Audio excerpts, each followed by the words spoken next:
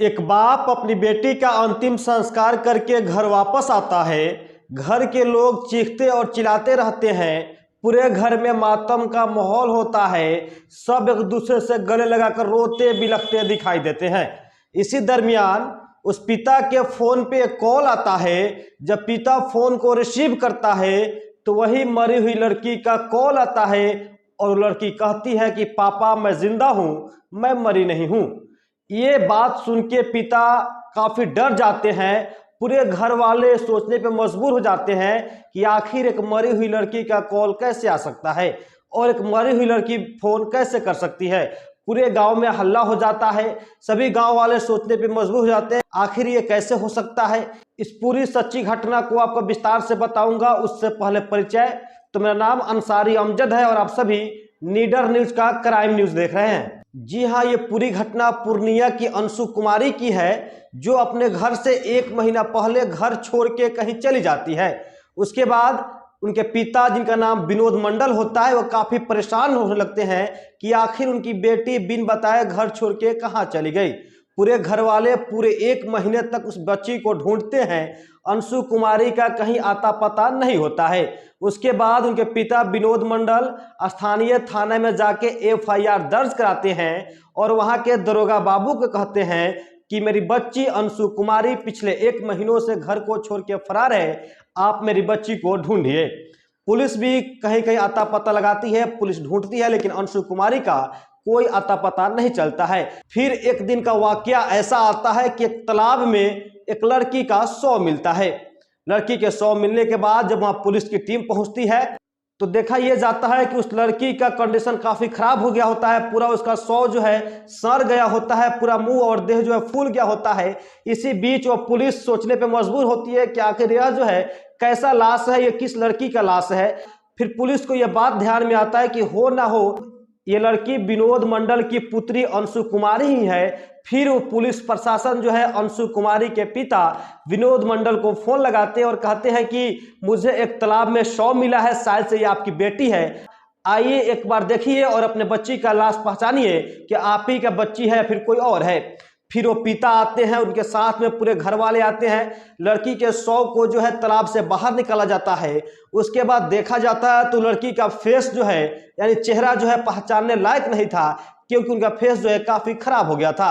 पूरा बॉडी जो है तालाब में फूल चुका था, इसीलिए पहचान पाना थोड़ा सा मुश्किल था। फिर क्या था, लड़की के पिता और उनकी मां ने अपने बच्ची को पहचान ही लिया, क्योंकि जिस वस्त्र में जिस ड्रेस में वो लड़की थी सेम वैसा ही ड्रेस और वैसा ही वस्त्र पहन के उनकी बेटी आखिरी बार घर से बाहर निकली हुई थी। अब पूरा मामला यह था कि वो लड़की जो है अंशु कुमारी ही थी और वहां पे उनके पिता और माता और उनके घर वाले जो है अंशु कुमारी को लेके घर चले आते हैं। घर आने के बाद उनकी अंतिम संस्कार की तैयारी होती है और जब उस बच्ची को ले जाके शमशान घाट में अंतिम संस्कार करने के बाद पूरे घर वाले घर आते हैं।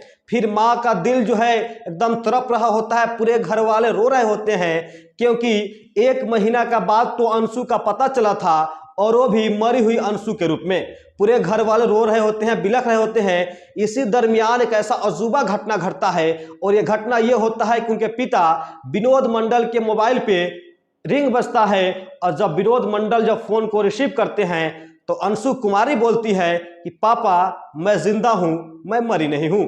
ये सुन के पिता काफी घबरा जाते हैं, पूरे घर वाले भी घबरा जाते हैं, हैरान और परेशान हो जाते हैं कि आखिर एक मरी हुई लड़की का कॉल कैसे आ सकता है। पूरे गांव में हल्ला होने लगता है।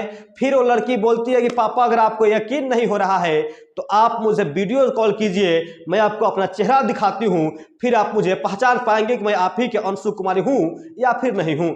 फिर क्या था, पिता डरते डरते उस लड़की को वीडियो कॉल करते हैं और कॉल करने के बाद पता यह चलता है कि वह लड़की अंशु कुमारी ही थी। अब पिताजी जानना चाहती हैं कि आखिर वाकया कैसे था, आखिर हमने किसका दाह संस्कार कर दिया। तो फिर पिता अपने बच्ची यानी अंशु कुमारी से पूछते हैं कि बेटा अंशु, हमने जिस लड़की का दाह संस्कार किया था आखिर वो कौन थी। फिर अंशु बताती है कि पापा ना तो मैं किसी तालाब में डूबी हूं और ना ही मैंने सुसाइड किया है और ना ही मैंने फांसी के फंदे पे लटका है। तो पिता बोलते हैं कि बेटा फिर पूरी कहानी क्या है जरा बताओ। तो फिर वो अंशु कुमारी बताती है कि पिताजी मुझे एक रॉन्ग नंबर से मेरे मोबाइल पे फोन आता है और हम दोनों के बीच बात करना शुरू हो जाता है। बात करते करते हम दोनों एक दूसरे के बगैर रहना नहीं पसंद करते हैं, दोनों एक दूसरे को चाहने लगते हैं और एक दूजे के बिना रहना मुश्किल हो जाता है। फिर मुझे डर लगता है कि अगर मैं घर वालों को बताऊंगी कि मैं एक लड़के से प्यार करती हूँ, उसे शादी करना चाहती हूँ, तो शायद आप सभी लोग राजी नहीं होते। इसीलिए आप लोगों को बिन बताए हम घर से फरार हो गए और आके उस लड़के के साथ हमने शादी भी कर लिया है। अब उसके साथ पूरे खुशी से अपना जीवन व्यतीत कर रहे हैं। हालांकि ये सब सुनने के बाद पिता जो है अपने बेटी पे शुरुआत दौर में नाराज तो थे कि तुम घर छोड़ के क्यों भागी, लेकिन एक खुशी का आंसू भी सामने झलक उठा क्योंकि उनकी मरी हुई बेटी जिसका उन्होंने अंतिम संस्कार किया था वो जीवित होकर उनके सामने वीडियो कॉल के माध्यम से प्रस्तुत हो चुकी थी। फिर भी पिता जिद करने लगे कि ये बताओ बेटा कि हमने किसका शव को अंतिम संस्कार किया है। बोली पापा आप ये बताइए कि आप जिस शव का अंतिम संस्कार किए थे क्या उस शव को पहचान पा रहे थे कि वो आप ही की अंशु थी। फिर पिता कहते हैं कि नहीं बेटा मुझे उसका फेस जो है पहचाना नहीं जा रहा था, लेकिन वो लड़की जो वस्त्र पहनी हुई थी सेम वैसा वस्त्र पहन के तुम घर छोड़ के फरार हुई थी, इसीलिए हमें लगा कि तुम मेरी अंशु हो, इसीलिए हमने उसका दाह संस्कार कर दिया है। ये सारी बात सुनने के बाद पिताजी बोलते हैं कि बेटा तुम घर चले आओ। फिर वो अपने पति देव के साथ घर आते हैं, फिर सब लोग मिलकर खुशियां मनाने लगते हैं। चलिए फिलहाल इन सभी घटनाओं को सुनने के बाद आपका राय क्या कहता है, अपना प्रतिक्रिया को कमेंट बॉक्स में बताइएगा और ऐसा ही अपडेट पाने के लिए बने मेरे साथ। बहुत बहुत धन्यवाद। जय हिंद जय बिहार।